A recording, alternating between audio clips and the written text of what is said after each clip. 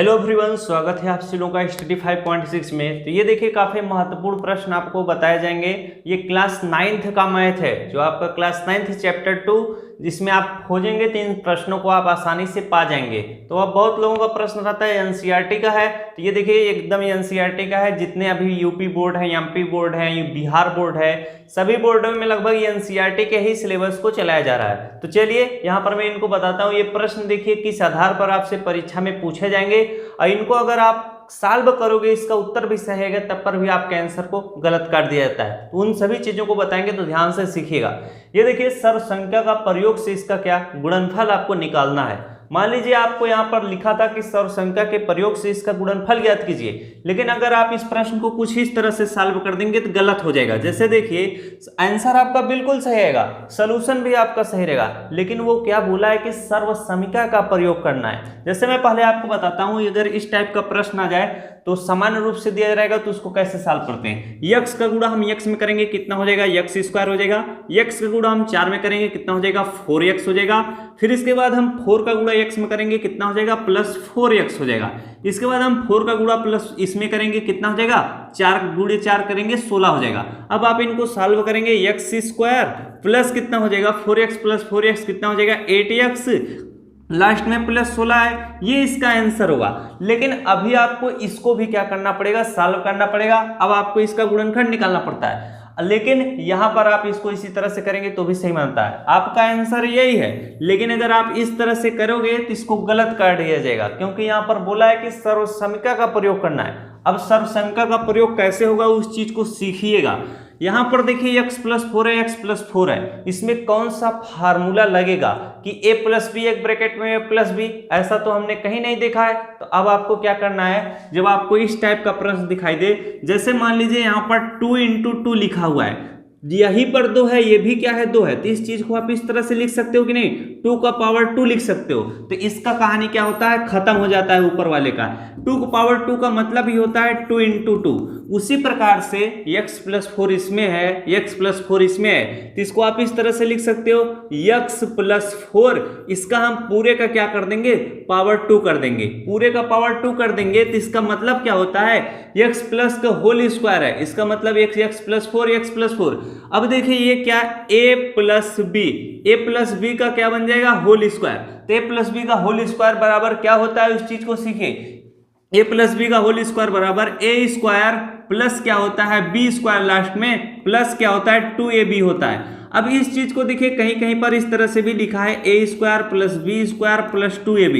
तो इन सब चीजों को आप पढ़ते हुए चलेंगे तभी आपको समझ में आएगा। तो चाहे आप ये चीज लिखिए चाहे ये लिखिए, दोनों एक ही बात होंगी। अब देखिए रही बात प्रश्न को कैसे सॉल्व किया जाएगा। अब ये जो वाला जो प्रश्न है, इसको इसी फार्मूले पर क्या हम सॉल्व करेंगे।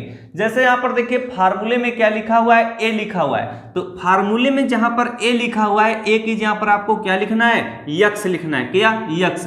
और जहां पर फार्मूले में क्या b लिखा हुआ है, उसकी जहां पर हमको 4 लिखना है, क्या लिखना है, b की जहां पर हमको 4 लिखना है। अब यहाँ पर देखिए x a प्लस बी है, तो a की जगह पर हमको क्या लिखना है, x लिखना है, तो x लिखेंगे। b की जगह पर हमको 4 लिखना है, तो 4 लिखेंगे। अब देखिए पूरे का पावर 2 है, पूरे का पावर 2 करेंगे। अब हम इनको सॉल्व कर सकते हैं। a प्लस बी का होल स्क्वायर बराबर a square plus b square plus 2ab बीच में होता है। अब हम इसको सॉल्व कर लेते हैं। a की जगह पर हमको क्या लिखना है, x लिखना है। a का पावर 2 है तो x पावर 2 प्लस 2 है तो 2 लिखेंगे। a की जहां पर आपको क्या x लिखना है और b की जहां पर आपको 4 लिखना है। लास्ट में प्लस b स्क्वायर है, b की जहां पर आपको क्या 4 लिखना है, तो 4 का स्क्वायर हो जाएगा। अब आप इनको सॉल्व करेंगे तो x स्क्वायर प्लस क्या हो जाएगा, 2 × x × 4 है, तो 4 दूना 8x हो जाएगा। अब यहाँ पर देखिए प्लस 4 का पावर 2 है, 4 का पावर 2 का मतलब 4 गुणे 4 कितना हो जाएगा, 16 हो जाएगा। ये आप जब आप इस तरह से सॉल्व करेंगे तब जाकर आपको क्या पूरे का पूरा नंबर दिया जाएगा। जो मैंने पहला तरीका बताया था, अगर वो सामान्य रूप से दिया रहेगा कि गुणनफल ज्ञात कीजिए, तब आप उस तरह से कर सकते हो। लेकिन जब दिया रहेगा सर्वसंख्या का प्रयोग करके गुणनफल ज्ञात कीजिए, तब आप इस तरह से करोगे, तब आपको पूरा नंबर दिया जाएगा। वरना टीचर के ऊपर है, वो पूरा का पूरा नंबर भी काट सकता है और 1 नंबर भी आपको दे सकता है। अब चलिए मैं आपको दूसरा प्रश्न कराता हूं। जिनको ये प्रश्न नोट करना हो नोट कर सकते हैं। अब चलिए मैं आपको दूसरा सवाल सॉल्व करके बताता हूं। x-3 और x + 5 है, वही चीज यहाँ पर लिखा है x-3 ब्रैकेट में, एक ब्रैकेट में x + 5। अब इसको भी देखिए सर्वसंख्या पर ही आधारित करना है, तो इसमें कौन सी सर्वसंख्या लग रही है उसको ध्यान से देखिएगा। x प्लस ए, जैसे ये इसको लिखा है, और x प्लस 5 जब अलग अलग हो तो x प्लस ए x प्लस बी आप लगाएंगे, ये बराबर होता है एक्स स्क्वायर प्लस ब्रैकेट में a प्लस बी फिर x प्लस ए बी। इनको आपको याद रखना पड़ेगा, तभी आप सॉल्व कर पाएंगे। अब देखिए जहां पर फार्मूले में a और b की जगह पर बस आपको रखना है, जहां पर a लिखा हुआ है उसकी जगह पर आप क्या लिखेंगे, उसकी जगह पर आप -3 लिखेंगे, और जहां पर फार्मूले में b लिखा हुआ है उसकी जगह पर क्या लिखेंगे, आप 5 लिखेंगे। क्या लिखेंगे, +5।